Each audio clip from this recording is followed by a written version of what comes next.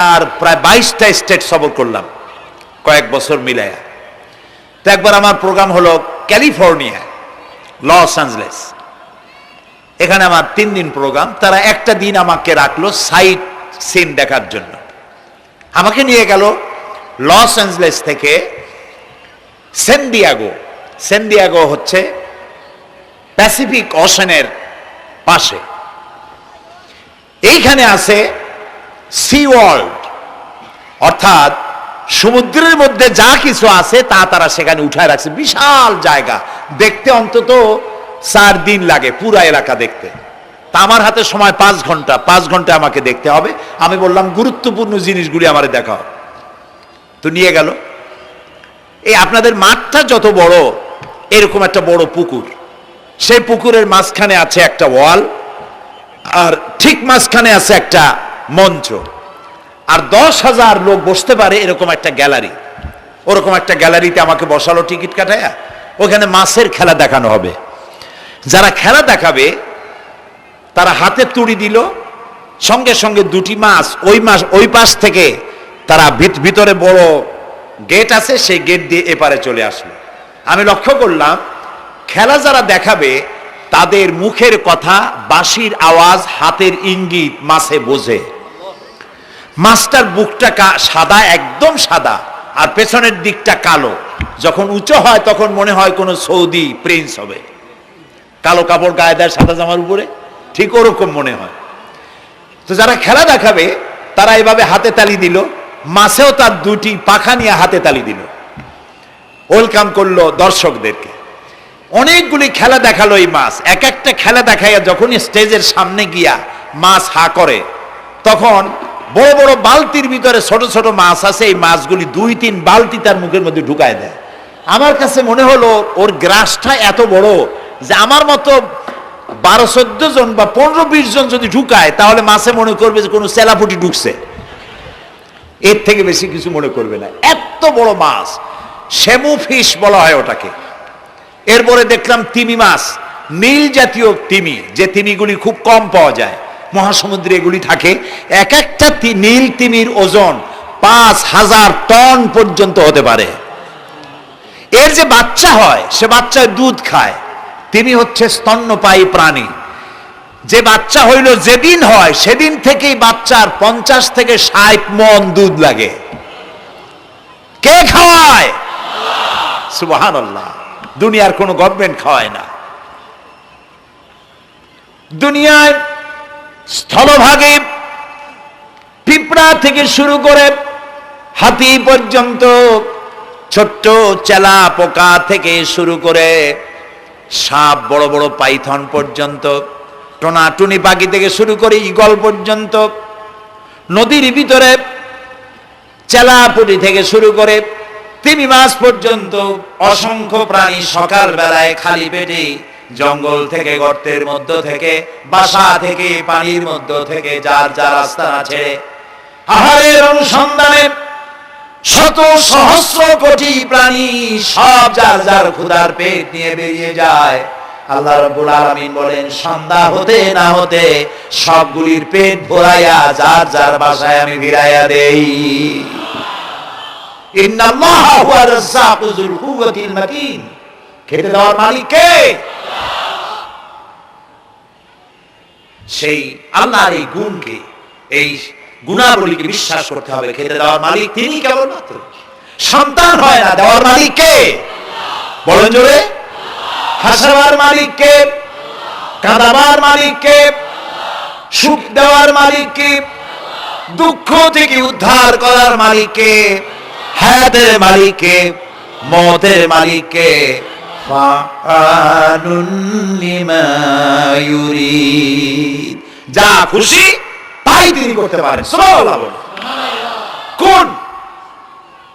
Calf আর নুন, 2টি অক্ষর। যখন যা ইচ্ছে করে হয়ে যায়। আল্লাহর এই গুণকে বিশ্বাস করলে মানুষ শিরক থেকে বাঁচতে পারবে। মাজার মুখী হবে না মুসলমান, মসজিদ মুখী হবে তখন। আজ আমার মুসলমান একদিকে নামাজও পড়ে আর একদিকে মাজারের কাছে গিয়ে দুর্বল হয়ে যায়। আছে না? আছে কি না? মাজারগুলির কাছে গিয়ে সাহায্য কামনা করে। আমার নিজের চোখে দেখেছি মাজারে গিয়ে কিভাবে সেজদা দেয় কবরকে, বলেন নাউযুবিল্লাহ। আল্লাহ ছাড়া কাউকে রুকু সেজদা করা যায় না। যা চাবার আল্লাহর কাছে চাইতে হবে। ওয়াইজা সালতা ফাসআলিল্লাহ ওয়াইজা ইসতাআনতা ফাসতাইন বিল্লাহ। যা কিছু চাওয়ার আল্লাহর কাছে চাও, যা কিছু বলার আল্লাহকে বলো। সব কিছু করার মালিক তিনি, সুবহানাল্লাহ বলেন। এই জন্য মাজারের সাথে মুসলমানদের সম্পর্ক হবে না, মুসলমানদের সম্পর্ক হবে মসজিদের সাথে। কিসের সাথে বলেন জোরে? আপনি কোন অসুবিধায় পড়েছেন, মাজলুম হয়েছেন, অত্যাচারিত হয়েছেন, চাকরির সমস্যা হয়েছে, ঘরে খাবার নাই, অসুখ বিসুখ হয়েছে, নানান ধরনের সমস্যায় পড়েছেন, কোন মাজার নয়, কোন পীর নয়, মসজিদের ভিতরে চলে যান, উযু করে মসজিদে ঢুকে 2 রাকাত কাজায়ে হাজাতের নামাজ পড়েন। রাসূলুল্লাহর উপরে যখনই বিপদ হতো তিনি নামাজে দাঁড়ায় যেতেন। সুবহানাল্লাহ। আপনি কেন যাবেন একটা কবরের কাছে? আপনার সাহায্য কামনার জন্য কোনো পীর নয়, আপনার সাহায্যের জন্য কোনো কবর নয়, সাহায্য পাওয়ার জন্য কে? আল্লাহ চান আপনার ঈমানটা খালেস হোক।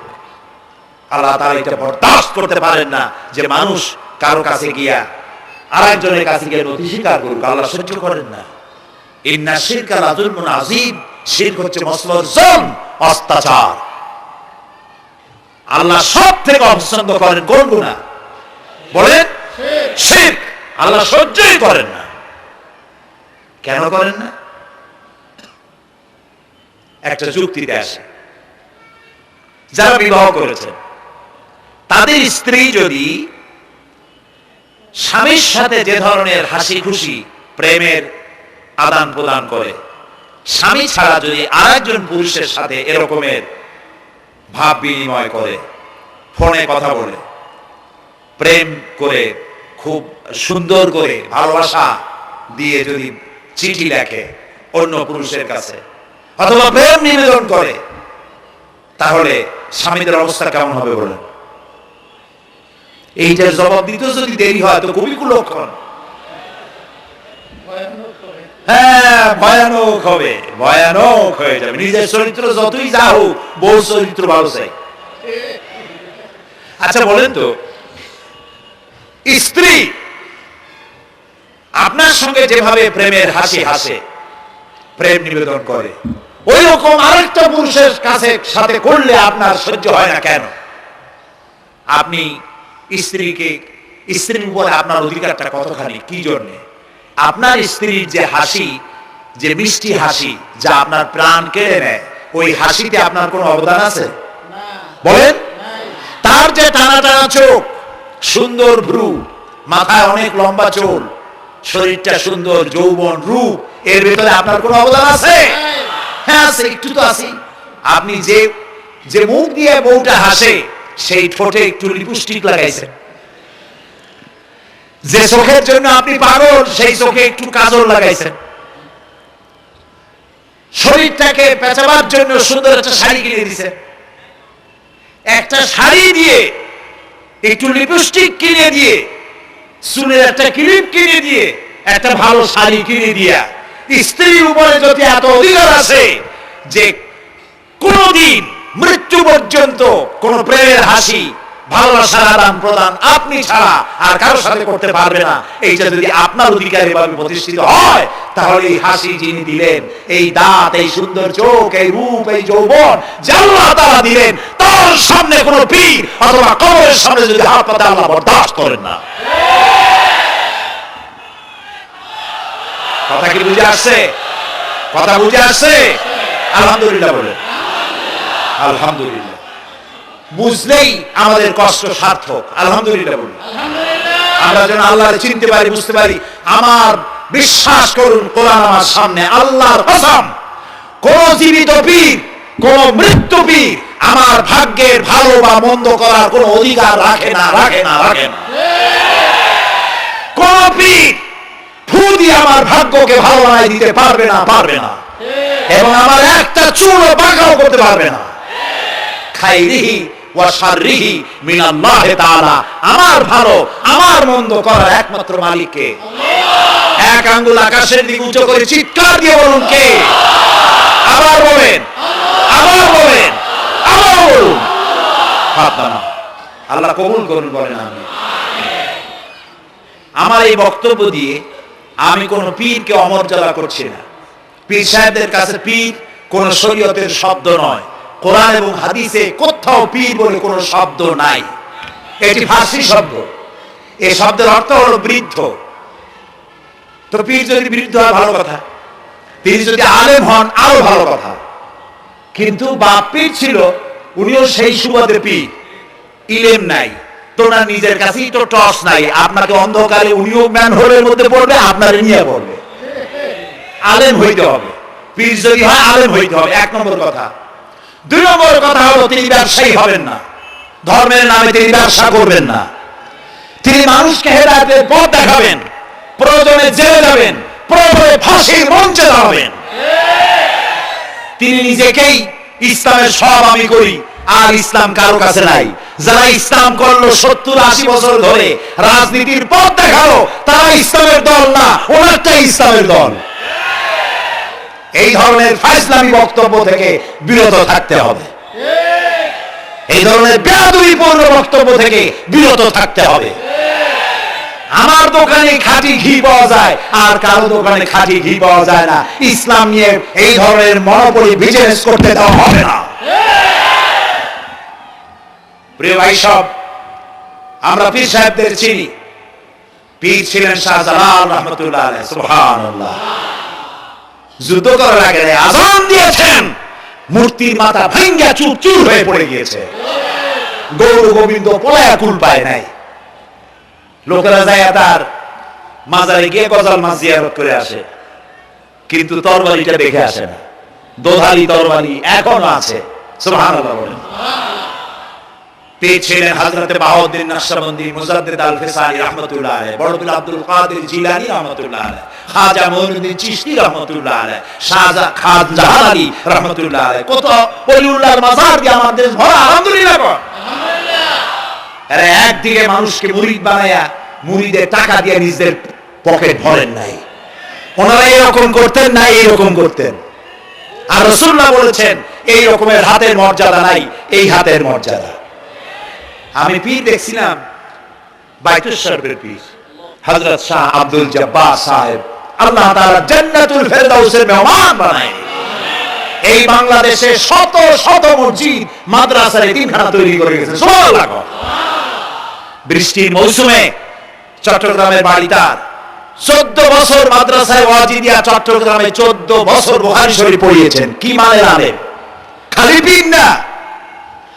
মুরিদরা যত টাকা দিত, এই টাকা দিয়ে বড় বড় মাদ্রাসা মসজিদ করেছেন। আর বৃষ্টির সময় সাথী সঙ্গী নিয়ে বস্তি এলাকায় যেতেন, পলিথিন দিয়া সওয়াব, বাচ্চা আর তার স্বামী নিয়ে কাতরায় এক কোনায় বসে আছে, খাবার নাই, চাউল নাই, অসুস্থ, তাদের চাউল দিয়ে আসতেন, তাদের রান্না করার শাকসবজি দিয়ে আসতেন, ওষুধ দিয়ে আসতেন, হাড়ি পাতিল দিয়ে আসতেন।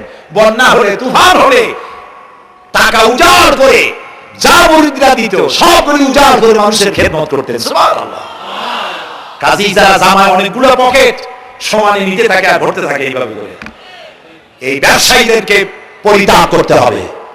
পীর হয়েছে ওই সমস্ত লোক যারা নাকি ধর্মের নামে ব্যবসা করে না, বরং আল্লাহর দ্বীনকে প্রতিষ্ঠা করার জন্য কথা বলে। প্রিয় ভাই সব, আমাদের জেহেন সাফ করতে হবে, পরিষ্কার করে বুঝতে হবে আমার ভালো আমার মন্দ কে করতে পারে? আল্লাহ। সম্রাট শাহজাহান নাম শুনেছেন? কোথার বাদশা বলেন? দিল্লি সম্রাট। সম্রাট শাহজাহান পৃথিবী জোড়া নাম তার। কবি বলছেন, শাহনে জাহাं को जिन्हें फख्र से देते थे बाज, वाज कब्र में है सूरह अलहम्दु की मोहताज। যে শাহজাহানকে কর দিয়া ট্যাক্স দিতে পারলে জনগণ নিজেদেরকে গৌরবান্বিত বলে মনে করত, সেই শাহজাহান কবরে শুয়ে আছে, সূরা ফাতিহার মুতাজ হয়ে আছে। সুবহানাল্লাহ। যদি কেউ আমার কবরের কাছ থেকে হাইটে যাইতো আর একটু সূরা ইখলাস পড়ে সবরে সানি করতে আমি কিছু পাইতাম। আরে এই এটি ফাকির হয়ে শুয়ে আছে। এক ফকির দিল্লি ঘুরতেছে, একজন বলছে ভাই তোমার তো খয়রাত করে দেখতেছি আমি সেই ছোটবেলা থেকে, খালি তুমি খয়রাত করো।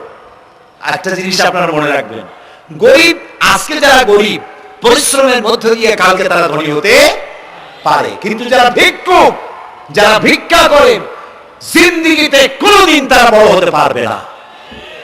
ভিক্ষা করা যাদের অভ্যাস জীবনেও বাড়ি করতে পারবে না, জীবনেও ধনী হইতে পারবে না, কিন্তু গরিব ধনী হইতে পারবে। কারণ হলো আল্লাহর কাছে দুইটা বৈধ জিনিস অত্যন্ত ঘৃণিত। কয়টা? একটা হলো তালাক আর একটা হলো ভিক্ষাবৃত্তি, মানুষের কাছে চাওয়া। আল্লাহ পছন্দ করেন না। তো ভিক্ষু ঘুরতেছে, একটা লোক বলল মিয়া তোমার তো সারা জীবনই খরচ করতে দেখি। খরচ করবো না করবো কি, যার কাছে যাই সে দেয় 4 আনা 2 আনা 1 টাকা, এর বেশি তো দেয় না, তেরি আমি কেমনে বড় লোক হবো? কয়েছে তুমি বাদশাহের চোখে দেখো না, বাদশাহের চোখে দেখো না। কয় বাদশার কাছে কি আমার মতো লোক যাইতে পারে নাকি? কয় না যাইতে হবে, যাও। বাদশাহ একবার যাবা এমন দেওয়া দেবে জীবনে আর তোমার খরচ করা লাগবে না। পাতি শিয়ালের পিছনে ঘুরে তো লাভ নাই, পাতি শিয়ালে খায় মুরগি, তোমার একটা ঠ্যাং দেবে, দাঁতের খেলালের কাজ হবে না। বাঘের পিছনে ঘোরো, বাঘে খায় গরু আর হরিণ, একটা রান দিলে তুমি 1 সপ্তাহ খেতে পারবে। কাজে ঘুরতে গিয়েও বোঝা উচিত কার সাথে ঘুরি। তো বলছে বাদশার কাছে যাও। তো বাদশাহের পাবো কই? কই তো দেখলাম কেবল মসজিদে ঢুকলো। তারপরে ফকির গিয়ে দাঁড়ায় আছে বারান্দায়, দেখে যে উনি বাদশার ভেতরে বসে হাত তুলে আছে ভাবে, আর চোখ দিয়ে পানি পড়ে দাড়ি ভিজে ভিজে পড়তেছে। নামাজ শেষ করে মোনাজাত শেষ করে বাদশা বেরিয়েছেন। কোন বাদশা? শাহজাহান। বাইরে আসার পর ফকির বলল আসসালামু আলাইকুম, বলে আর ফকির রওনা করছে। বাদশা বলে দাঁড়াও, তুমি যে রওনা করলা তোমার তো ভিক্ষুক মনে হয়, আর লোকেরা যারা ভিক্ষুক না তারাও তো আমার কাছে চায়, আর তুমি তো ভিক্ষুক, চাইলে না কেন কিছু? ভিক্ষুক বলে জাহাবানা, আমি কিছু চাইতে এসেছিলাম আপনার কাছে, কিন্তু আপনার করুণ অবস্থা দেখে আমার জ্ঞানের চোখ খুলে গিয়েছে। আমি দেখতে পেলাম আমি যার কাছে চাইতে এসেছি আমি তো কান্দি না, হাতও বাঁধি নাই। যার কাছে চাইতে আসলাম দিল্লির সম্রাট, আবার কোন সম্রাটের কাছে হাত পেতে ভিক্ষুকের মতো কি জানি চায়, আর চোখ দিয়া পানি পড়ে দাড়ি ভিজে ভিজে পড়ছে। আমার জ্ঞানের চোখ খুলে গেছে, দুনিয়ার বাদশার কাছে আর চাইবো না। বাদশা কান্দে যে বাদশার কাছে, তার কাছেই চাইবো। প্রিয় ভাই সব, এই জন্যে জিহ্ন সাফ করে ফেলুন। দুনিয়ার কোন মানুষের জন্য, মানুষের কাছে নয়, কোন কবরে নয়, কোন কারো কাছে নয়, আল্লাহ তাআলার কাছে আমরা নামাজের মধ্যে ঘোষণা করেছি ইয়াকা না'বুদু ওয়া ইয়াকা নাস্তাঈন।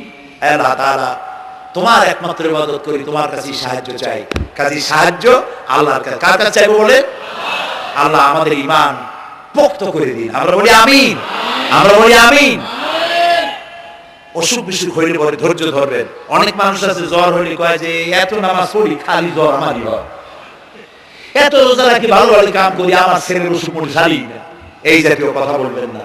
মুমিনের পায়ে যদি কাঁটাও ফোটে সওয়াব থেকে খালি নাই, ধৈর্য ধরতে হবে।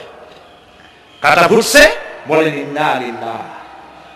আজাবান লিল মুমিন, মুমিনের জন্য বড়ই আশ্চর্য ব্যাপার, বিপদ হইলেও শুকর আদায় করে আর সুখে থাকলেও শুকর আদায় করে। সুবহানাল্লাহ।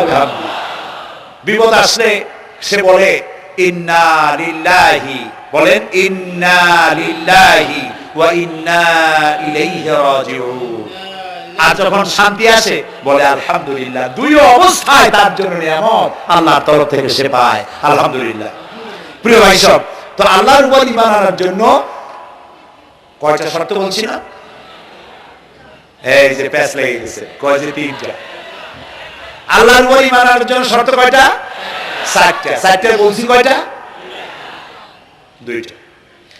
আরেকটা হচ্ছে আল্লাহর কুদরত, এ বিশ্বাস করা। আল্লাহর কুদরত মানে শক্তি। আল্লাহর কিছু বিশ্বাস করবেন বলেন জোরে? শক্তি। আকাশ এবং জমিনের শক্তিশালী কে? কিন্তু আমার দেশের জনগণ, কিছু কিছু রাজনীতিবিদরা বলে জনগণই নাকি সকল ক্ষমতা সকল শক্তির উৎস। কি পাগল তুমি, ক্ষমতার উৎস? নাকের মধ্যে ময়লা, দাঁতে ছাতা, পেটের মধ্যে দুর্গন্ধ ভরা, ক্ষমতার উৎস? আশ্চর্য কথা। এই যে ক্ষমতার উৎস, হাজার হাজার লোক এখানে বসা, দুইটা ভাউয়া ব্যাংক যদি দুই গোনা দিয়ে ঢোকে, ভাউয়া ব্যাংক চেনেন? বিগ সাইজের ব্যাংক, দুইটা যদি দুই দিক দিয়ে ঢোকে লাভাইতে লাভাইতে, সামনে যারা আছে আমি মিলে হবে। অন্তত টঙ্গী তামিরুল মিল্লাত মাদ্রাসা ছাড়িয়া তারপরে ফিরে তাকায় বলবে, ভাই আমরা দৌড়াই কেন? ব্যাংকের সামনে অসহায়, বল্লা ভীমরুলের সামনে অসহায়, সাপের সামনে, বিচ্ছুর সামনে অসহায়, তারা কয় সকল ক্ষমতার উৎস জনগণ। কপাল পোড়া। ক্ষমতার উৎস জনগণ নয়, এটা কোরআনের সাথে কন্ট্রাডিকশন হয়। এই কথায় আল্লাহ বলেছেন আন্নাল কুওয়াতা লিল্লাহি জামিয়া, সকল ক্ষমতার উৎস কে? চিল্লাবো ক্ষমতা কি দেখছেন? মাত্র 1.5 মিনিট। কয় মিনিট? মাত্র 1.5 মিনিট। আল্লাহ বলেছেন কোন? সাথে সাথে তামিলনাড়ু, মালয়েশিয়া, ইন্দোনেশিয়া, থাইল্যান্ড, মালদ্বীপ, শ্রীলঙ্কা 2 লক্ষ লোক শেষ, 1 লক্ষের খোঁজ নাই। সমুদ্রের পানি 33 ফিট উঁচু হয়ে এসছে। সুবহানাল্লাহ বলছিল না?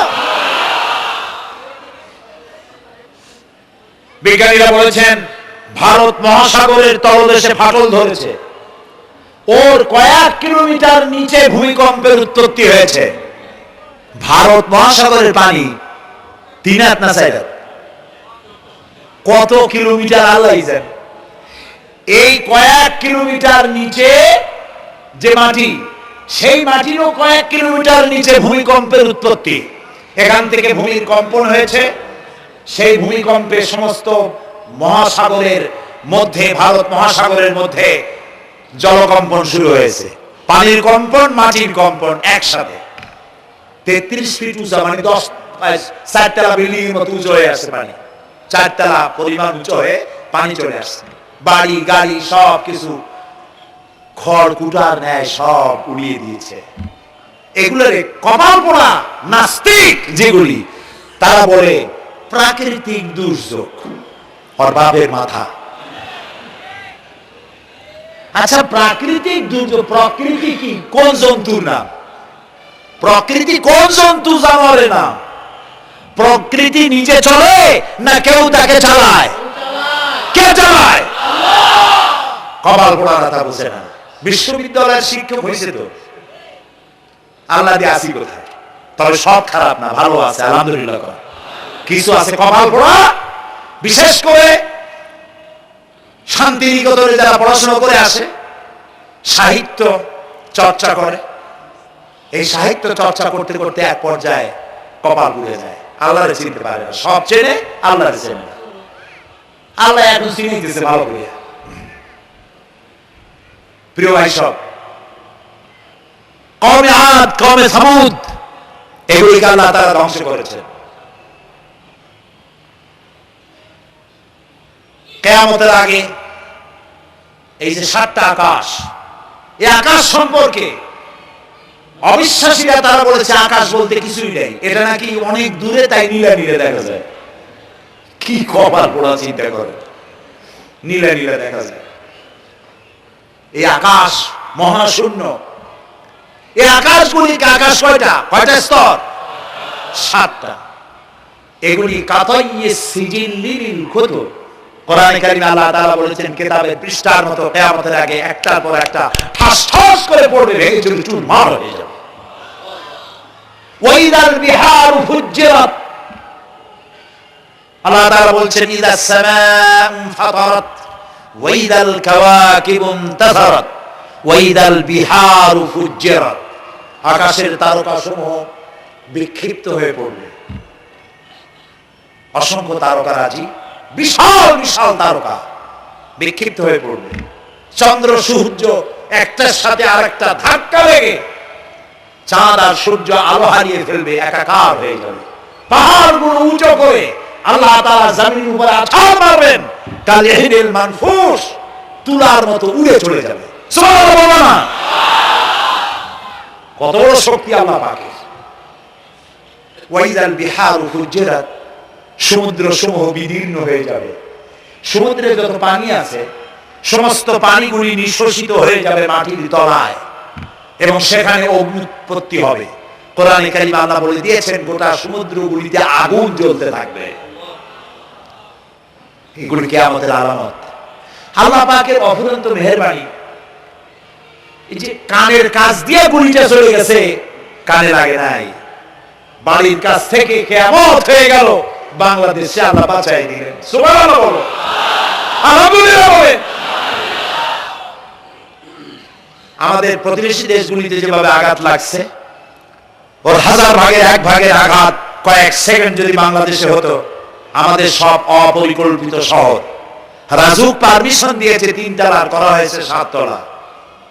এইভাবে অপরিকল্পিত যত বিল্ডিং আছে এগুলি পচা সিমেন্ট দিয়ে, পচা ইট দিয়ে তৈরি করা হয়েছে। 2-3 সেকেন্ডের ভূমিকম্প যথেষ্ট এই শহর লন্ডভন্ড করে দেওয়ার। অসংখ্য মানুষ মারা যাবে, অসংখ্য বাড়ি ঘর শেষ হয়ে যাবে। এদেরকে রেস্কিউ করার মতো মডার্ন ইকুইপমেন্টস গভর্নমেন্টের কাছে নাই। এজন্য আল্লাহর কাছে সেজদা দিয়া গুনাহ তওবা করতে হবে, আল্লাহ আমাদের maaf করে দাও, আমার এই গরীব দেশটাকে কিয়ামত পর্যন্ত এই গজব থেকে বাঁচাও। প্রিয় ভাই সব, আল্লাহ তাআলার ক্ষমতার ওয়াজ আমি আজ করতে পারবো না, অনেক লম্বা হয়ে যাবে, কারণ আমাকে 3টা পুঁজির কথা তো কমসে কম বলতেই হবে, অল্প করে হলেও। শুনবেন তো? আল্লাহ তৌফিক দিক, বলেন আমিন। আল্লাহ তাআলার ক্ষমতায় বিশ্বাস করা, তার প্রচন্ড ক্ষমতা, যা খুশি তাই বলেন করতে পারেন। মরাকে জিন্দা, জিন্দাকে মারতে পারেন, মরুভূমিতে ফুল ফুটাতে পারেন।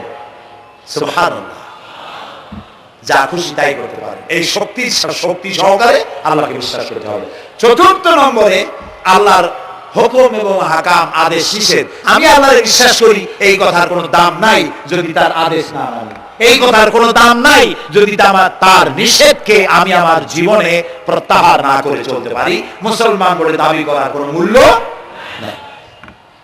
একদিকে নামাজ পড়ি, আর একদিকে ওজনে কম দেই, খাদ্যে ভেজাল দেই, বেপরদা করি, মিথ্যা কথা বলা হয়, ওজনে কম দেয়, খাদ্যে ভেজাল দেয়, জমিনের আইল ছাড়ে, আমানতের খেয়ানত করে, আল্লাহর হুকুম মানা হলো না, রাসূলের আদেশ মানা হলো না। আল্লাহর উপর ঈমান আনার জন্য 4র্থ শর্ত হচ্ছে আল্লাহ যা বলেছেন মাথা নত করে মেনে নিতে হবে, বলতে হবে সামি'না ওয়া আতা'না। বলেন সামি'না ওয়া আতা'না, শুনলাম আর মেনে নিলাম। বলেন তো জোরে, শুনলাম আর মেনে নিলাম। সুবহানাল্লাহ বলেন।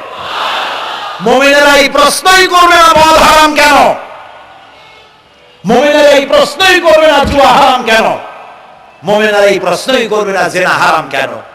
একটাই জবাব, মদ হারাম কেন, আল্লাহ হারাম করেছেন তাই হারাম। জিনা হারাম কেন, আমার আল্লাহ হারাম করেছেন তাই হারাম। জুয়া হারাম কেন, আমার আল্লাহ হারাম করেছেন তাই হারাম। কোন যুক্তি নাই। যুক্তি, আল্লাহর নিষিদ্ধ জিনিসে যুক্তি তালাশ করে কেবলমাত্র শয়তান। আল্লাহর আদেশ নিষেধে যুক্তি তালাশ করে কে? শয়তান। মুমিনের কাজ হলো সামি'না, বলেন, ওয়া আতা'না, শুনলাম আর মানলাম, বাস, শেষ কথা, খালাস। এই গেল 4টি শর্ত পুরো হয়ে গেল। এই 4টি শর্ত যদি পূরণ করতে পারি তাহলে আল্লাহর বিশ্বাস করছি এটা প্রমাণিত হবে, এটা জাস্টিফাই হবে, এটা সত্যতা প্রমাণ হবে যদি আল্লাহ হুকুম মতো। 1 নম্বরে হলো, আমি আবার কথাটা প্যাকেট করে দিই যাতে করে আপনারা বাড়ি নিয়ে যাইতে পারেন। আল্লাহর উপরে ঈমান এনেছি, এই কথাটাকে কমপ্লিট করার জন্য শর্ত কয়টা? 4টা। 1 নম্বরে আল্লাহর অস্তিত্বে বিশ্বাস, বলেন আল্লাহর অস্তিত্বে বিশ্বাস। 2 নম্বরে আল্লাহর গুণাবলীতে বিশ্বাস। 3 নম্বরে আল্লাহর ক্ষমতায় বিশ্বাস। 4 নম্বরে আল্লাহর আদেশ এবং নিষেধে বিশ্বাস, মান্য করে চলা। আল্লাহ যেন এই তৌফিক আমাদের দেয়, বলেন আমিন। আল্লাহ রাব্বুল আলামিন দুনিয়ায় শান্তি, আখিরাতে জাহান্নাম থেকে মুক্তি দেওয়ার জন্য আল্লাহ পাক আমাদেরকে একটা ব্যবসার কথা বলেছেন। ওই ব্যবসায় পুঁজি কয়টা? বলেন। 3টা পুঁজি। বলছি কয়টা? দেখেন যে কেমনি প্যাস লাগে। বলছি মাত্র একটা, সে একটা ডাল বার করছি চারটা। এবার আসেন মূল পয়েন্টে। এবার দ্বিতীয় পয়েন্ট, রসুলের প্রতি ঈমান। আমরা তো রসুলের প্রতি ঈমান আছি কিনা বলেন? রসুলের প্রতি ঈমান এনেছি। আমাদের এই ঈমান যথেষ্ট নয়, কারণ আমাদের ঈমান হলো রবিউল আউয়াল মাসে ঈমান তাজা হয়, ঠিক না? ঠিক না? রবিউল আউয়াল মাস যখন আসে, ব্যানারটা নাই, শামিয়ানাটা নাই, রাস্তাগুলিতে ফ্ল্যাগ লাগাই আর আলোকসজ্জা করি। মন্ত্রীরা আসেন, নেতারা আসেন, সিরাতুন নবী মাহফিলে দাঁড়ায় বলেন নবীর আদর্শ স্মরণ করা ছাড়া উপায় নাই। অথচ ওনার পা থেকে শুরু করে মাথা পর্যন্ত নবীর আদর্শ নাই। আবার এই নেতা রামকৃষ্ণ মিশনে, রামকৃষ্ণ পরমহংসদেব তার মঞ্চে গিয়ে বলেন রামকৃষ্ণের নীতি ছাড়া বিকল্প কিছুই নেই।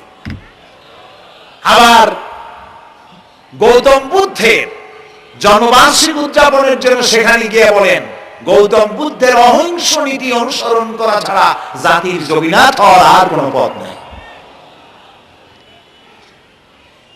যেখানে যায় সেই জায়গার গুলি ধরে। রবিউল আউয়াল মাস আসতে বলে আলোকসজ্জা করে, ইয়া নবী সালামু আলাইকা, ইয়া রাসূল সালামু আলাইকা।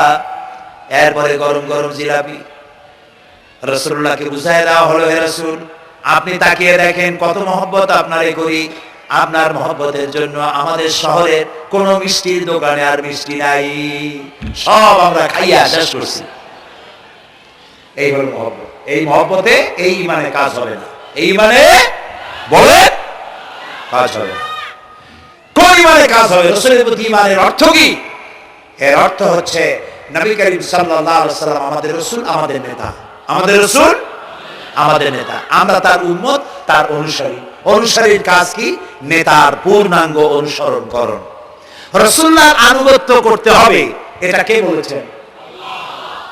আল্লাহ রাব্বুল আলামিন সূরা আলে ইমরানের মধ্যে বলেছেন কুল ইন কুনতুম তুহিব্বুনাল্লাহা ফাত্তাবিউনি ইউহিব্বুকুমুল্লাহ ওয়া ইয়াগফির লাকুম যুনুবাকুম আল্লাহু গফুরুর রহিম। হে নবী আপনি বলুন, তোমরা যদি আল্লাহকে ভালোবাসো তাহলে তোমার কাজ হচ্ছে, তোমরা যদি আল্লাহকে ভালোবাসো তাহলে তোমরা আমার আনুগত্য করো, আমার অনুসরণ করো। কার? রাসূলের। বলেন কার? রাসূলের অনুসরণ যদি তোমরা করো, খেয়াল করে শুনতেছেন তো?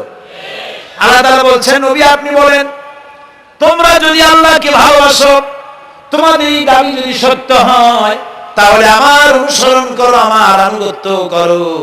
আমার অনুসরণ, আমার আনুগত্য করলে পরে তোমাদের কে আল্লাহ রাব্বুল আলামিন ভালোবাসবেন এবং তোমাদের তামাম জিন্দেগীর সমস্ত গুনাহ খাতা আল্লাহ তাআলা maaf করে দিবে।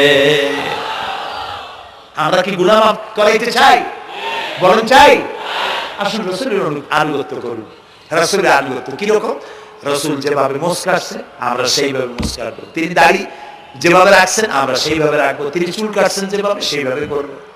তিনি পায়ের নখ, হাতের নখ যেভাবে কাটছেন সেইভাবে করব। তিনি যেভাবে বিবাহ করেছেন সেই সুন্নত অনুযায়ী বিবাহ, তিনি যেভাবে দেশ চালাইছেন সেইভাবে দেশ চালাবো। রাসূলের অনুসরণের অর্থ শুধু এই নয় যে তিনি যেভাবে সুরমা লাগাইছেন আমিও ওরকম সুরমা দেব, তিনি যেভাবে কদু গাইছে আমিও কদু খাবো, এটা নয়। এটা নয়, শুধু রাসূলের আনুগত্য হবে মুরগির ফার্ম থেকে শুরু করে জাতিসংঘ পর্যন্ত, জীবনের সব ক্ষেত্রে। আর বিশ্বাস করতে হবে তিনি শেষ নবী, তারপরে আর কোন নবী আসবে। আল্লাহ রাব্বুল আলামিন সূরা আহজাবের মধ্যে বলেছেন মা কানা মুহাম্মাদুন আবা আহাদিম মির রিজালিকুম ওয়ালাকিন রাসূলুল্লাহি ওয়া খাতামান নাবিয়্যিন। মুহাম্মদ সাল্লাল্লাহু আলাইহি ওয়াসাল্লাম তোমাদের কোন পুরুষদের পিতা নন, তিনি আল্লাহর রাসূল এবং তাকে দিয়ে নবুয়তের মিশনকে খতম করে দেওয়া, কমপ্লিট করে দেওয়া হয়েছে। আর কোন নবী, রাসূলুল্লাহ বলেছেন লা নাবিয়্যা বাদি ওয়ালা রাসূল, আমার পরে আর কোন নবী আসবে না, রাসূল আসবে না। কথা বুঝে আসছে? আল্লাহ নবীর পরে আর কোন নবী হবে না। আল্লাহ নবী বলেছেন একটি ইমারত তৈরি করে তার ভিতরে একটা ইট যদি খালি থাকে, একটি ইটের জায়গা যদি শূন্য থাকে, তাহলে সকলের চোখে ধরা পড়বে। ওই ইটখানা দিয়ে পরে বিল্ডিংটা কমপ্লিট হয়ে যায়। নবুয়তি যে ইমারত আল্লাহ তৈরি করেছিলেন, ওর ভিতরে একটা ইটের অভাব ছিল। আল্লাহ পাক আমাকে দিয়ে সেই শূন্য জায়গা পূরণ করে দিয়ে নবুয়তের মিশনকে কমপ্লিট করে দিয়েছে। রাসূলুল্লাহ বলেছেন আমার পরে আর কেউ নবী হবে না। পৃথিবীর সব মুসলমানদের আকীদা মুহাম্মদ সাল্লাল্লাহু আলাইহি ওয়াসাল্লামের পরে যদি কেউ নবুয়তের দাবি করে সে কাফির, হাজার বার কাফির। তাকে যারা নবী মানবে তারাও রাসূলুল্লাহ বলেছেন আমার পরে 30 জন মিথ্যেবাদী নবুয়তের দাবি করবে। তার মধ্যে একজন তো দাবি করছে রাসূলের জীবদ্দশায়, একটা ছিল মেয়ে লোক আর একটা ছিল পুরুষ। পুরুষটার নাম ছিল মুসাইলামা কাযযাব, নামই ছিল কাযযাব। কাযযাব মানে মিথ্যাবাদী। দেখছেন নামই মিথ্যাবাদী।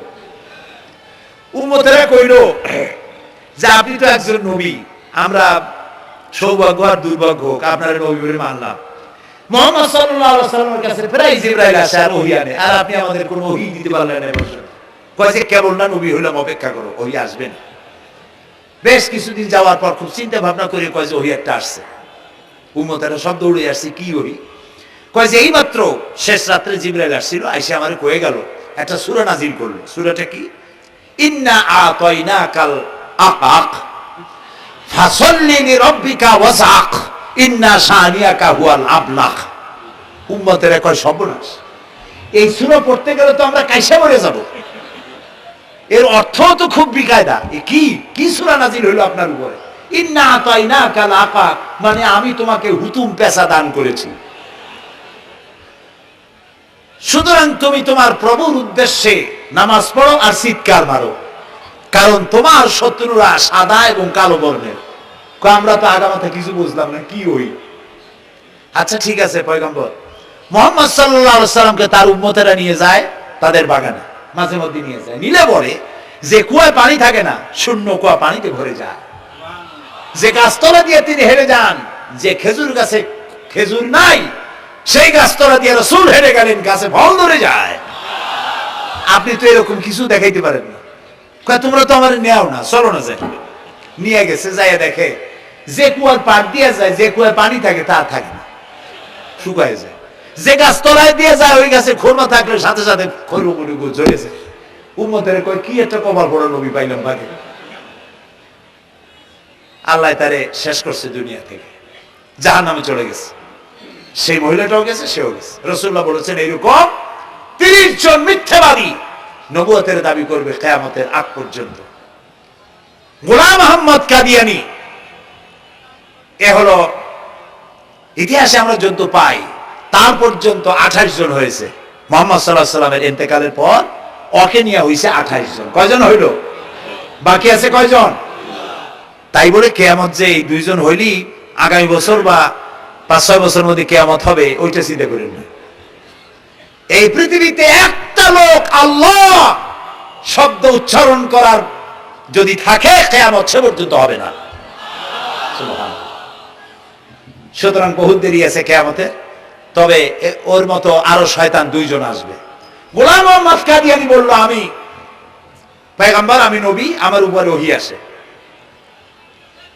তো তার সঙ্গে ওই যুগের বড় আলেম মাওলানা আতাউল্লাহ শাহ বুখারী রাহমাতুল্লাহ আলাইহি, তিনি বললেন আচ্ছা তুমি যে নবুয়তের দাবি করো, এই শক্তি তুমি পাও কই?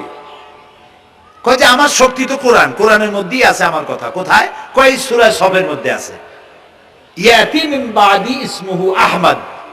ঈসা আলাইহিস সালাম আমার ব্যাপারে ফোরকাস্ট করেছেন, ভবিষ্যৎবাণী দিয়েছেন যে আমার পরে একজন আসবে, তার নাম হবে আহমদ। আমি তো সেই আহমদ। মাওলানা বুখারী বলছেন বেকুব, ঈসা আলাইহিস সালাম যার কথা বলেছেন তার নাম, ঈসা আলাইহিস সালাম যার কথা বলেছেন তার নাম হলো ফকাত আহমদ, আর তোমার নাম হলো গোলাম আহমদ। তাহলে এতে করে বোঝা যায় ঈসা আলাইহিস সালাম যার কথা বলেছেন তুমি সেই আহমদের গোলাম। তো তুমি নবুয়তের দাবি করো কেন? গোলাম আহমদ কয় যে হুজুর, আমার নামের আগে গোলাম বৈশা একটু সমস্যা হয়েছে, ঠিক, তো গোলামটারে যদি বাদ দেই তাহলে তার আপনি আপত্তি করতে পারেন না, আমি আহমদ থাকি আর আপনি আমার উম্মত হয়ে যান। আমি আমার কথা ঈসা আলাইহিস সালাম বলেছে। মাওলানা বুখারী বলছেন, দেখো তোমার ফতোয়া অনুযায়ী তুমি বলছো নামের প্রথম অংশ বাদ দিয়া শেষের অংশ নিয়ে তোমার উপর ঈমান আনতে, তাহলে আমি আমার নাম আতা আল্লাহ, তোমার ফতোয়া অনুযায়ী আমার নামের প্রথম অংশ বাদ দিলাম, আতা গেছে, থাকছে আল্লাহ। আর আল্লাহ হয়ে বলছি তোর মতো গাধারে আমি নবুয়ত দেই নেই। এরপর এই শয়তানের মৌত হলো কোথায়? বলেন কোথায়? পায়খানার ভিতরে। এই কাদিয়ানীরা, গোলাম আহমদ কাদিয়ানী কাফের, ওরে যারা নবী বলে মানে তারাও কাফের।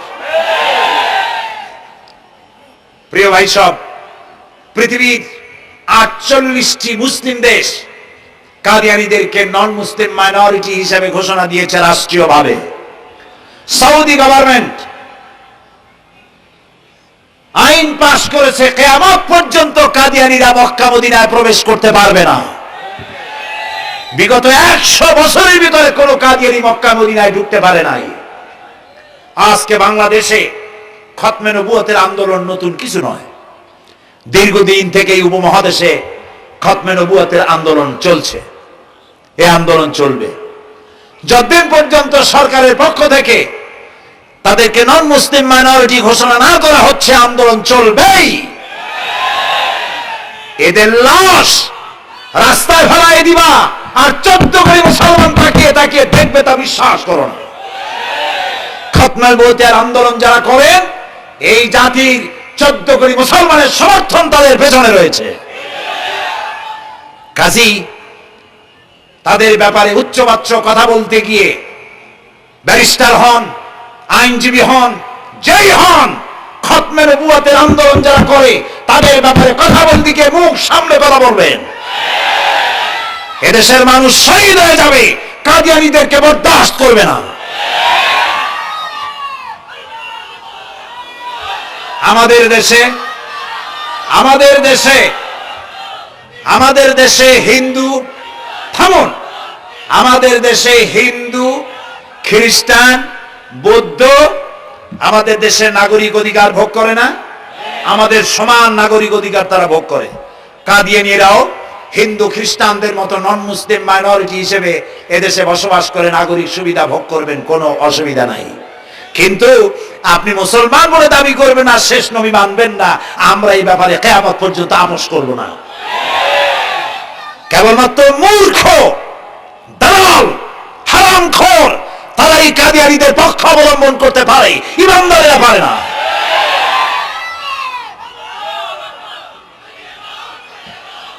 কাদিয়ানীরা যে সব মসজিদ তৈরি করে, এগুলি মসজিদ নয়, এগুলি উপাসনালয়।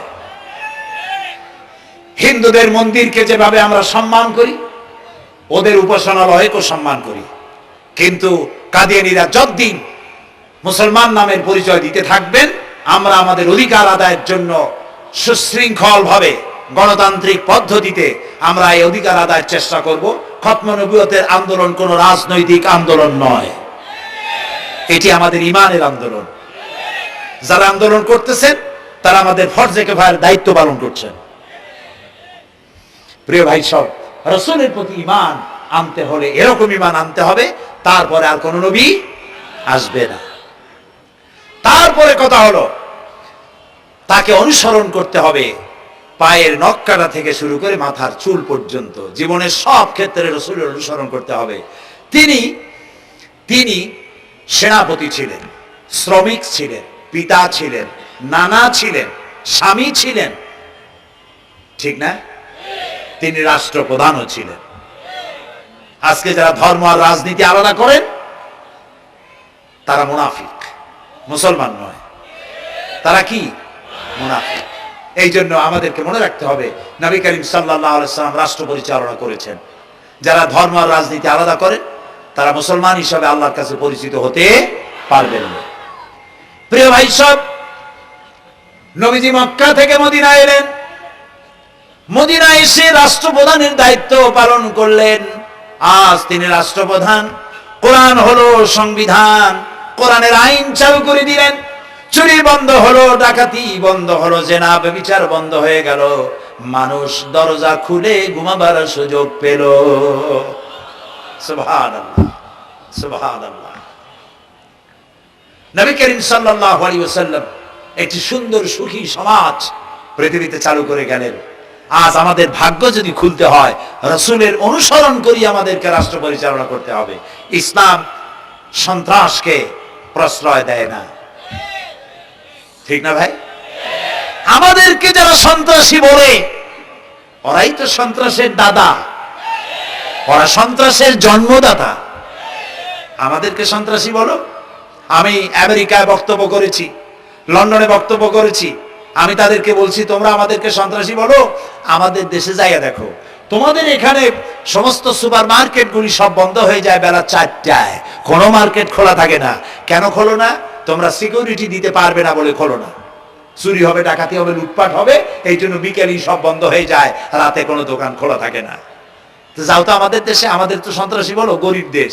আমাদের দেশের বাবুরহাটে, নরসিংদীর কাছে বাবুরহাট, যেটাকে এই দেশের ম্যানচেস্টার বলা হয়, সারা রাত কোটি কোটি শত কোটি টাকা কাপড় চোপড় বেচা কিনা হয়, পুলিশের গন্ধ খুঁজে পাওয়া যায় না, সারা রাত বেচা কিনা হয়।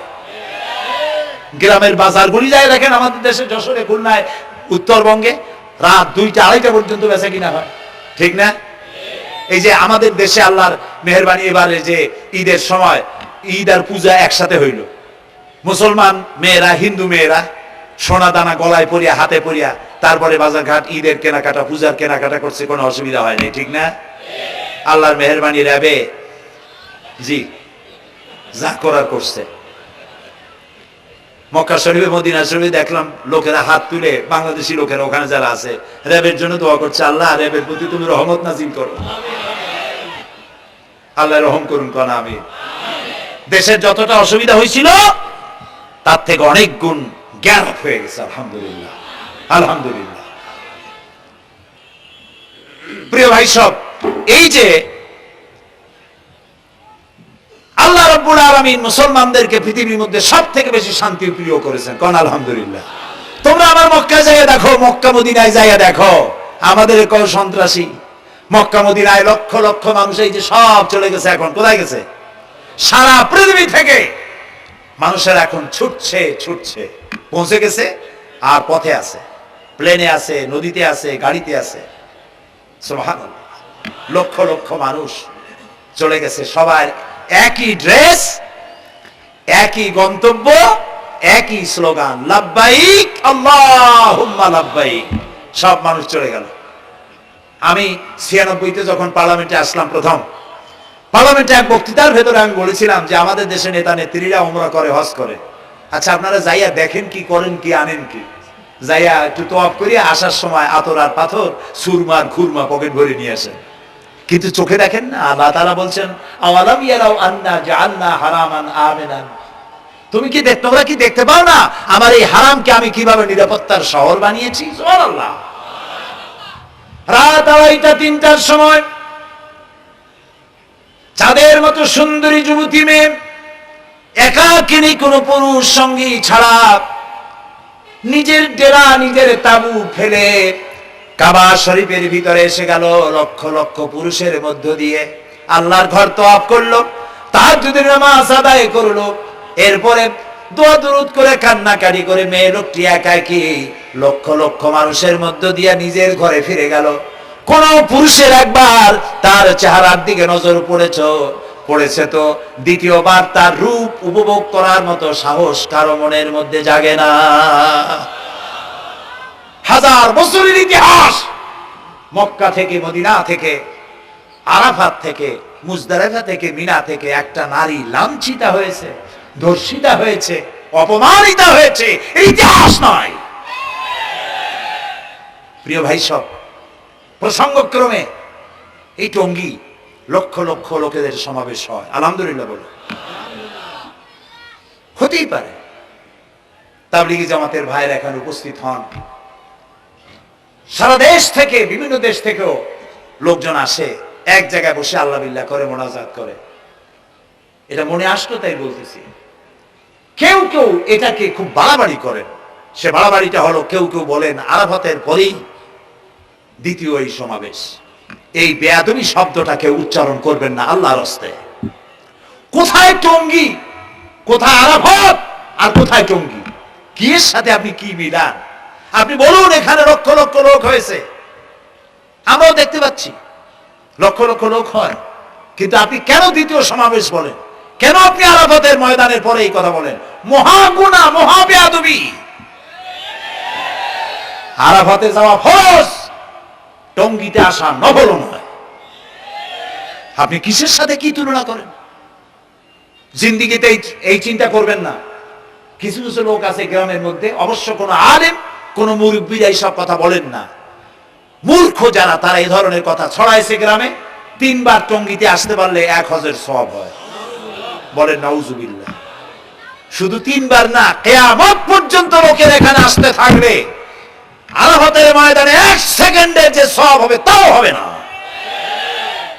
আরাফাত হচ্ছে সেই ময়দান যেখানে আদম আলাইহিস সালাম থেকে শুরু করে মুহাম্মদ রাসূলুল্লাহ সাল্লাল্লাহু আলাইহি সাল্লাম পর্যন্ত সব নবীদের চোখের পানি শুকিয়েছে। পৃথিবীর কোটি কোটি মানুষ এখানে কাঁদছে। আর আল্লাহ রাসূল বলেছেন, আল হাজ্জুল মাবরুর লাইসা লাহুল জাযাউ ইল্লাল জান্নাহ। একটা কবুল হজের সওয়াব আল্লাহর কাছে বেহেশত দেওয়া ছাড়া আর কিছুই নেই। মান হাজ্জা লিল্লাহ ফালাম ইয়ারফুস ওয়ালাম ইয়াফসুক রাজাকা ইয়াউমিন ওয়ালাদাতহু উম্মুহু, রাওয়াহুল বুখারী। বুখারী শরীফের হাদিস। রাসূলুল্লাহ বলছেন, আরাফাতের ময়দান থেকে হাজিরা যখন বেরিয়ে যায় সন্ধ্যায়, মা যেমন নিষ্পাপ সন্তান প্রসব করে, আরাফাত থেকে হাজিরা তেমন নিষ্পাপ হয়ে বেরিয়ে যায়। আল্লাহর হস্তে আপনারা এই তুলনাটা কেউ করবেন না। বলবেন অনেক বড় সমাবেশ হয়েছে, লক্ষ লক্ষ লোক হয়েছে, বাস শেষ। এটা দ্বিতীয় সমাবেশ, আরাফাতের পরে এটা দ্বিতীয় স্থান অবলম্বন করেছে। এইসব বাজে কথা আর একদিনও বলবেন না। মহাবেয়াদবি যদি কেউ বলে থাকেন, আস্তাগফিরুল্লাহ পড়ুন, পড়েন আস্তাগফিরুল্লাহ।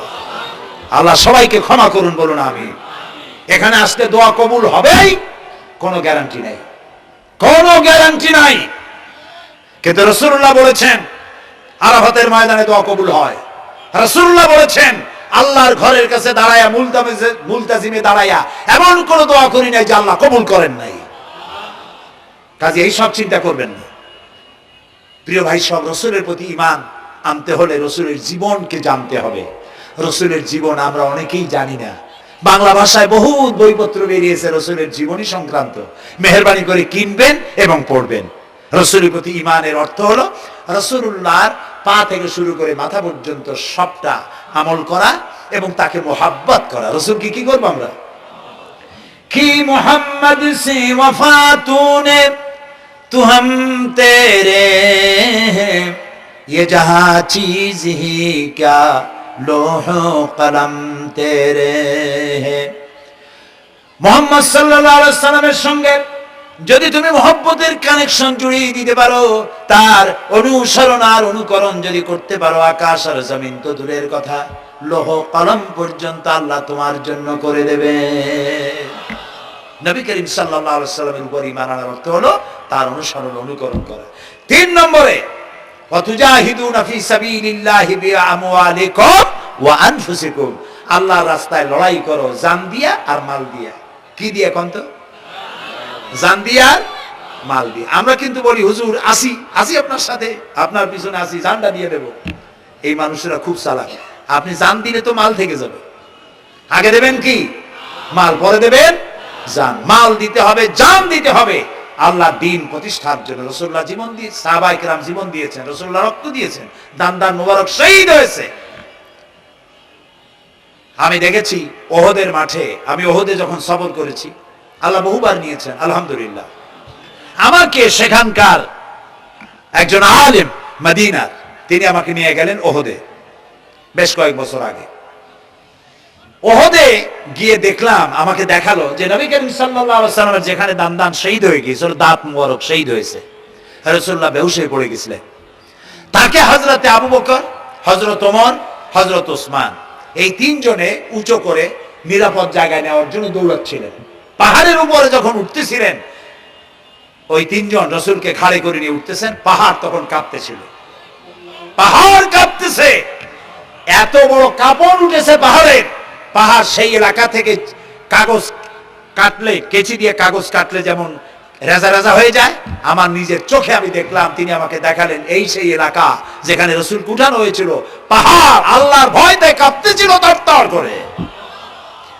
সেই উঁচা জায়গা, একটা বিশ্রামের মতো জায়গা পাহাড়ের মধ্যে, সেইখানে তাকে নিয়ে যখন রসুলকে যখন শোয়ানো হচ্ছিল, পাহাড় কাঁপতেছে। নবী করিম সাল্লাল্লাহু আলাইহি ওয়াসাল্লাম তখন বলছেন, উসবুতি ইয়া জিবাল, উসবুতি ইয়া জিবাল, ইন্নাকা আলাইয়া নবিয়ান ওয়াস সিদ্দিকিন ওয়াস শাহীরাইন। হে পাহাড়, উসবুতি ইয়া জিবাল, হে পাহাড় থেমে যা, তোর উপর আল্লাহর নবী, তোর উপরে সিদ্দিক আর দুইজন শহীদ দাঁড়িয়ে আছে, থেমে যা। পাহাড় থেমে গেল। সিদ্দিক হযরত আবু বকর, দুইজন শহীদ তোর উপরে, হযরতে ওমর, হযরতে উসমান রাদিয়াল্লাহু তাআলা আনহুমা। কবে শহীদ হবে রাসূলুল্লাহ আজকে বলতেছেন, তোর উপরে দুইজন শহীদ দাঁড়িয়ে আছে। এইভাবে কষ্ট করেছেন নবীজি, ক্ষুধায় কষ্ট করেছেন, যুদ্ধ করেছেন। তবে সেই যুদ্ধ আক্রমণাত্মক ছিল না, ডিফেন্সিভ ছিল। আক্রমণকে প্রতিহত করার জন্য তিনি লড়েছেন। প্রিয় ভাই সব, এত কষ্ট করার পর তিনি যে দিন কায়েম করে গিয়েছিলেন, আল্লাহ তাআলা বলছেন, ওয়াতুজাহিদুনা ফি সাবিলিল্লাহি, আল্লাহর রাস্তায় লড়াই করো জান দিয়ে আর মাল দিয়ে আমার দ্বীনকে প্রতিষ্ঠা করার জন্য। যদি তোমরা ইসলাম বুঝে থাকো, এরই মধ্যে তোমাদের জন্য কল্যাণ নিহিত রয়েছে। সুবহানাল্লাহ বলেন, এরই মধ্যে কল্যাণ। সুতরাং শুধু টুপি মাথায় দিয়ে নামাজ পড়লেই হবে না, নামাজও পড়তে হবে, আল্লাহর হুকুম হাকাম মানতে হবে, রোজাও রাখতে হবে, হজও করতে হবে, যাকাতও দিতে হবে, স্ত্রীকে পর্দায় রাখতে হবে, আমলে আখলাকে, সিরাতে সুরাতে, চলনে বলনে, ব্যবসায় বাণিজ্যে, বক্তৃতায়, রাজনীতি, অর্থনীতি, সমাজনীতি, সব জায়গায় আল্লাহ এবং রসুলের পূর্ণাঙ্গ আনুগত্য করার নামই হলো মুসলমান হয়ে যাওয়া। সুবহানাল্লাহ। এই মুসলমান হইতে পারবো আমরা? আল্লাহ যেন তৌফিক দেয়, কোন আমিন। সবাই বলেন আমিন। আমি এখন আপনাদের নিয়ে মোনাজাত করবো। মোনাজাতের আদব বসা, দাঁড়ানো ভাইয়ের একটু বসেন। এই যত মানুষ দাঁড়ায় আছেন, মেহেরবানি করে একটু বসেন। আমি কিন্তু একবারও বলিনি আপনারা বসেন। দাঁড়ানো ভাইরা মেহেরবানি করে বসেন, মোনাজাত করবো আপনাদের নিয়ে। প্রায় 2 লক্ষ লোক মারা গেছে ভূমিকম্পে, আর 1 লাখের উপরে নিখোঁজ। তাদের জন্য দোয়া করবেন না? যে আল্লাহ আমাদের বাঁচাই দিলেন, তাদের জন্য, তার জন্য দোয়া শুকর আদায় করবেন না? সুতরাং বসেন, বসতে বলছি, দাঁড়াতে বলিনি। মোনাজাতের জন্য সবাই বসেন, আর একটু জোরে সরে জিকির করেন, লা ইলাহা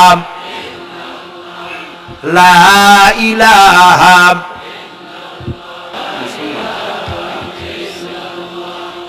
ঘেমে শেষ হয়ে গেছে।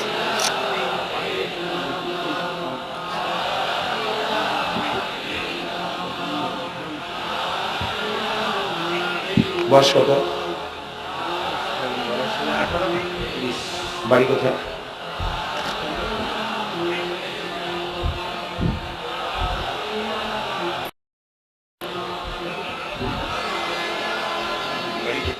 একটু জোরে, লা ইলাহা। এভিডেন্স করছো? বসো বসো।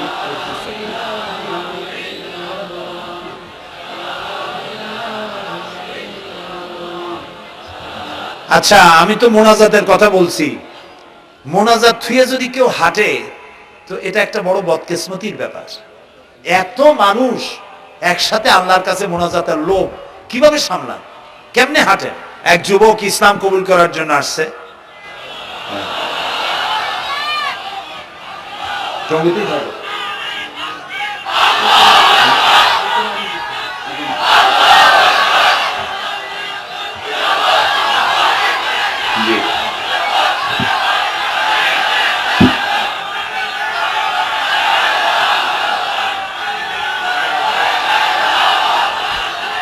এই ছেলেটির বাড়ি হলো বগুড়ায়, থাকে উত্তরায়। এই ছেলের বাপের নাম শ্রী সুধীর চন্দ্র সরকার, আর তার নাম হলো চঞ্চল কুমার সরকার। বর্তমান নাম পছন্দ করেছে বশির উদ্দিন। বলো লা ইলাহা লা ইলাহা ইল্লাল্লাহু ইল্লাল্লাহু মুহাম্মাদুর মুহাম্মাদুর রাসূলুল্লাহ। রাসূলুল্লাহ। আল্লাহ ছাড়া আল্লাহ ছাড়া কোনো ইলাহ নাই, কোনো ইলাহ নাই, মাবুদ নাই, মাবুদ নাই, উপাস্য নাই। উপাস্য নাই।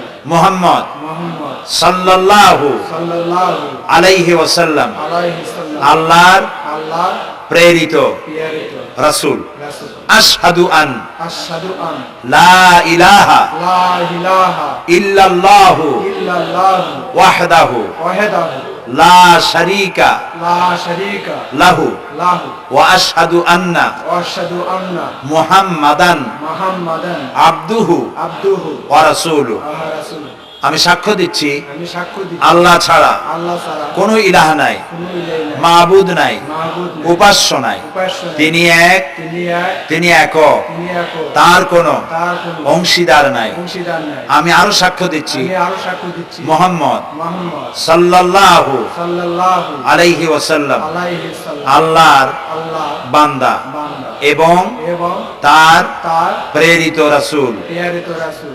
বলো আসসালামু আলাইকুম। আসসালামু আলাইকুম। আপনারা জবাব দেন। এই ছেলেটি এখন আমাদের মধ্যে নিষ্পাপ। আমাদের সকলের আমলনামায় পাপ আছে। রাসূলুল্লাহ বলেছেন, যখন একজন মুশরিক ইসলাম কবুল করে, কালেমা পড়ে, বিশ্বাস করে, অর্থ সহকারে উচ্চারণ করে, তার পিছনের সমস্ত গুনাহ খাতাকে আল্লাহ তাআলা মাফ করে দেন। সুতরাং আমরা তার জন্য দোয়া করি, আল্লাহ যেন তাকে খাঁটি মুসলমান বানায় দেন। আমরা সবাই বলি আমিন। প্রিয় ভাই সব, মোনাজাতের পর এশার আজান হবে। আমরা বা জামাত এশার নামাজ পড়ে যাব ইনশাআল্লাহ। বলেন ইনশাআল্লাহ। এত বড় জামাত আমরা কোথাও পাবো না, এবং জীবনে আরেকটা জামাত এরকম পাবো তার কোনো নিশ্চয়তাও নাই। ঠিক না ভাই? নামাজ আমরা আদায় করে যাব 5 ওয়াক্ত। কি বলে, এখানে সারা জীবন 5 ওয়াক্ত নামাজ সঠিকভাবে আদায় করব, আর এশার নামাজ আমরা এখানে জামাতে আদায় করে যাব। আর এই বিশাল মাহফিল তৈরি করতে অনেক খরচ হয়েছে। আপনারা নিশ্চয়ই দেখতে পান এত বড় প্যান্ডেল করতে কত টাকা খরচ হতে পারে, এবং তারা প্রচেষ্টা করেছে। আপনারা এই লাইটিং, মাইকিং, প্যান্ডেল, স্টেজ, তারপরে পোস্টার, গেট ইত্যাদি তৈরি করতে বহু টাকা খরচ হয়েছে। আপনারা যাওয়ার সময় মেহেরবানি করে তাদেরকে চতুর্দিকে ড্রাম এবং চাদর নিয়ে লোকেরা দাঁড়িয়ে থাকবে, আপনারা আল্লাহর রাস্তায় তাদেরকে কিছু সহযোগিতা করে যাবেন। রাজি আছেন আপনারা? রাজি আছেন? আল্লাহ আপনাদেরকে তৌফিক দিন। মা বোনেরা যারা এসছেন, মা বোনদের জন্য আজকে তেমন কোনো কথা বলতে পারলাম না, তবে যা বলেছি নারী এবং পুরুষ সকলের জন্য সমভাবে প্রযোজ্য। আপনাদের জন্য একটু বেশি করতে হবে। এই রাসূলুল্লাহ বলেছেন, আল মারআতু ইজা সাল্লাত খামসাহা ওয়া সামাত শাহরাহা ওয়া আতাআত বালাহা ওয়া আহসানাত ফারজাহা। রাসূলুল্লাহ বলেছেন, যেসব মহিলারা 5 ওয়াক্ত নামাজ সঠিকভাবে আদায় করে, রমজান মোবারকের রোজা রাখে, সতীত্বের হেফাজত করে, স্বামীর আনুগত্য করে চলে, কিয়ামতের দিন ওই সব মহিলারা আল্লাহর জান্নাতের যে দরজা দিয়া খুশি সেই দরজা দিয়া জান্নাতে প্রবেশ করতে পারবে। সুতরাং আপনারা এই কথাগুলি মেনে চলুন। আল্লাহ আপনাদেরকে তৌফিক দিন। আমি মোনাজাত করব এখনই। আপনারা যাওয়ার সময় সকলে সহযোগিতা করে যাবেন। আর নামাজের জন্য একটি বই আছে, চরিত্র গঠনে নামাজের অবদান। আমরা যে নামাজ পড়ি, অনেক সময় নামাজ হয় না। রাসূলুল্লাহ বলেছেন, সাল্লু কামা রাআইতুমুনি উসাল্লি। নামাজ পড়ো সেইভাবে যেভাবে আমাকে নামাজ পড়তে দেখো। জীবনের শ্রেষ্ঠ ইবাদত নামাজ, তাই যদি সঠিক না হলো তাহলে পণ্ডশ্রম হয়ে যাবে। এই জন্য নামাজ কিভাবে মানুষের চরিত্রে অবদান রাখে, আর নামাজটা কেমনে পড়তে হবে, রাসূলুল্লাহ কিভাবে পড়েছিলেন, সেটি আমার এই বইটিতে লেখা আছে। এটি চরিত্র গঠনে নামাজের অবদান। এখানে লাইব্রেরি আসছে, কোথায় আপনারা খুঁজে বের করে সেটা নিয়ে যাবেন। আর একটি হলো সূরা লোকমান। সূরা লোকমানের 2টা রুকুর তাফসীর করেছিলাম আমি চট্টগ্রামে, মাত্র 2 রুকুর তাফসীর। এই 2 রুকুর তাফসীর 5 দিনে শোনার পর 48 জন হিন্দু, বৌদ্ধ, মুসলমান হয়ে গিয়েছিল। যাকাত সম্পর্কে, মা বাবার অধিকার সম্পর্কে হযরতে লোকমান তার সন্তানকে যে নসিহত করেছে, সেই নসিহত 9টা নসিহত ছিল। ওই নসিহতগুলি আল্লাহর এত পছন্দ হয়েছে যে আল্লাহ তাআলা নিজে লোকমানের নসিহত কোরআন শরীফ উঠাই দিয়েছে। সুবহানাল্লাহ। সুতরাং আমার সন্তানদের ভালো করার জন্য এই নসিহতগুলি দরকার। এটির নাম, যারা ক্যাসেট থেকে উদ্ধার করেছে, নাম হলো তাফসিরে সাঈদী লোকমান। এবং সূরা লোকমান এ পর্যন্ত 4টা তাফসীর বেরিয়েছে তাফসীরে সাইদি নামে, যেগুলি আমি তাফসীর করেছি চট্টগ্রামে, সেগুলি এসব বই ওখানে পাওয়া যাবে। এই বইগুলি আপনারা লাইব্রেরি থেকে, এখানে মোবাইল লাইব্রেরি এসছে ঢাকা শহর থেকে, সন্ধান করে আপনারা নিয়ে যাবেন। আল্লাহ তাআলা আপনাদেরকে তৌফিক দান করুন। যাওয়ার সময় মাহফিলকে সাহায্য করে যাবেন, আর নামাজে সালাতুল ইশা আদায় করে যাবেন। আল্লাহুম্মা আমিন। ربنا ظلمنا أنفسنا وإن لم تغفر لنا وترحمنا لنكونن من الخاسرين ربنا لا تزغ قلوبنا بعد إذ هديتنا وهب لنا من لدنك رحمة إنك أنت الوهاب أي الله تعالى হাজার হাজার মুসলিম জনতা, পুরুষ এবং নারী, আমরা তোমার দরবারে হাত তুলেছি, গুনার বোঝা মাথায় নিয়ে হাত তুলেছি। দয়া করে আমাদের জিন্দেগীর সমস্ত গুনাহ খাতাকে আল্লাহ মাফ করে দাও। আয় আল্লাহ তাআলা, আমাদের মধ্য থেকে আমাদের মা বাপ যাদের দুনিয়া থেকে বিদায় হয়ে গেল, কবরগুলিকে জান্নাতের টুকরায় পরিণত করে দাও। রব্বির হামহুমা কামা রব্বায়ানি সগীরা। সবাই পড়েন রব্বির হামহুমা কামা রব্বায়ানি সগীরা। আয় আল্লাহ তাআলা, तमाम পৃথিবীতে আজ মুসলমানেরা বড়ই বিপদে আছে। হে আল্লাহ তাআলা, বিপদগ্রস্ত মুসলমানদেরকে তুমি সাহায্য করো রব্বুল আলামিন। ইরাকের মাজলুম মুসলমানদের হাতে ইরাকের জমিন উঠায় দাও। হে আল্লাহ তাআলা, জালিমদেরকে তুমি নস্তনাবুদ করে দাও। আল্লাহ তাআলা, বাংলাদেশ আমাদের প্রিয় জন্মভূমি, এই দেশের উপরে তোমার খাস রহমত নাজিল করো। হে আল্লাহ তাআলা, ভূমিকম্পে আশেপাশের দেশগুলির মারাত্মক ক্ষতি হয়ে গেল। আল্লাহ তাআলা, তুমি আমাদেরকে দয়া করে বাঁচাই দিয়েছো। কিয়ামত পর্যন্ত আসমান আর জমিনের সব মুসিবত থেকে আমাদের দেশকে তুমি হেফাজত করো রব্বুল আলামিন। আমাদের স্ত্রী পুত্র পরিজন যাদেরকে তুমি দান করেছো, সবগুলিকে দিনদার, ইমানদার, নামাজি মুসলমান বানাইয়া দাও। আয় আল্লাহ তাআলা, এই মাহফিলের আয়োজন যারা করেছেন, কষ্ট করেছেন, পয়সা দিয়েছেন এবং দেবেন, সকলকে আল্লাহ তাআলা ঈমানে কামিল সকলকে দিয়ে দাও। আমাদেরকে তোমার মকবুল বান্দাদের মধ্যে শামিল করে নাও। আল্লাহ তাআলা, যারা হজে চলে গেছেন, যারা রাস্তায় আছেন যাওয়ার পথে, আর এবং আরো যারা যাবেন, আল্লাহ তাআলা সকলের যাতায়াত আসান করে দাও, সকলের হজকে কবুল করে নাও। যারা হজ করেন নাই, এই মাঠে আজকে যারা উপস্থিত, মন চায় যেতে, আল্লাহ তাআলা তাদেরকে যাওয়ার ব্যবস্থা করে দাও। আল্লাহ তাআলা, মা বোন যারা এসেছেন, মা বোনদের গুনাহ খাতাকে মাফ করে দাও, মা বোনদের অসুখ ব্যাধি মাফ করে দাও, তাদের কেমন আমল করার তৌফিক দাও, যাতে করে কিয়ামতে হযরতে আয়েশা খাদিজার সঙ্গে হাসর নসিব হয়ে যায়। আল্লাহ তাআলা, তোমার কাছে আরেকটা দোয়া করি, আমাদের এই বাংলাদেশে যারা বোমা মারে, আমাদের বাংলাদেশে যারা গ্রেনেড হামলা করে, আমাদের এই বাংলাদেশে সন্ত্রাসী তৎপরতা চালায়া যারা মানুষ হত্যা করে, তুমি তাদেরকে হেদায়েত করে দাও, তুমি তাদেরকে হেদায়েত করে দাও, তুমি তাদেরকে হেদায়েত করে দাও। আল্লাহ তাআলা, তোমার ইলমে যদি জানা থাকে ওদের নসিবে হেদায়েত নাই, তাহলে হামান, নমরুদ, সাদ্দাত, ফেরাউন এগুলোরে যেমনি তুমি ধ্বংস করছো, বাংলাদেশে যারা গ্রেনেড হামলা করে, বোমা হামলা করে, মানুষ খুন করে, ওদেরকে গজব দিয়া, লানত দিয়া বাংলাদেশ থেকে চিরকালের জন্য বিদায় করে দাও। যারা বাংলাদেশে নৈরাজ্য সৃষ্টি করে, আল্লাহ তাদেরকে গজব দিয়া বিদায় করে দাও। হয় তারা হেদায়েত হোক, না হয় শয়তানদের হাত থেকে আমাদের দেশকে আল্লাহ তুমি রক্ষা করো রব্বুল আলামিন। টঙ্গী বিরাট শ্রমিক এরিয়া, আল্লাহ তাআলা শ্রমিকদের স্বাস্থ্য ভালো রাখো, তাদের সকলকে নামাজ আদায় করার তৌফিক দাও। আল্লাহ তাআলা, তাদের অভাব অভিযোগ দূর করে দাও। 4 দলীয় ঐক্য জোটের এই সরকারকে ইসলামের পক্ষে থাকার কাজ করার তৌফিক দান করে দাও। যত ওয়াদা নির্বাচনের আগে করেছিল, সবগুলি ওয়াদা অক্ষরে অক্ষরে পালন করার তৌফিক দিয়ে দাও। আমি কয়েক সেকেন্ড আপনাদের জন্য ছেড়ে দিলাম। মাথা নিচু করে, চক্ষু বন্ধ করে, যার যা চাওয়ার দরকার আল্লাহর কাছে চান। এই বিশাল মাহফিলে আল্লাহ তাআলা দোয়া কবুল করবেন ইনশাআল্লাহ।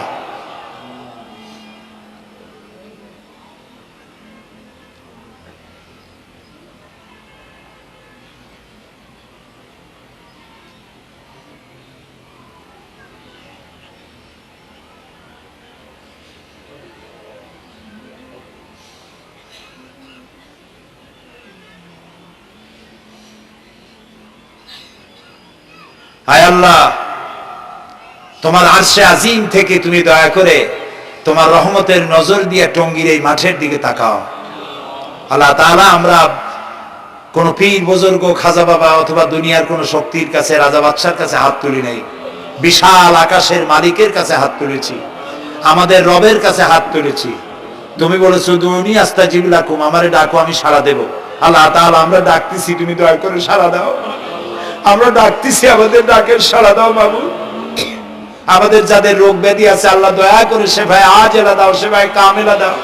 আল্লাহ তোমার কাছে আরেকটা বিনীত দোয়া করি, আল্লাহ তুমি আমাদের জন্মসূত্রে যেসব নিয়ামত আমাদের শরীরে দিয়েছো, নাক, কান, চোখ, হার্ট, কিডনি, চলৎ শক্তি, বলার শক্তি, আল্লাহ মৃত্যুর আগ পর্যন্ত শরীরের এসব নিয়ামতের একটাও ছিনাই নিও না বাবু।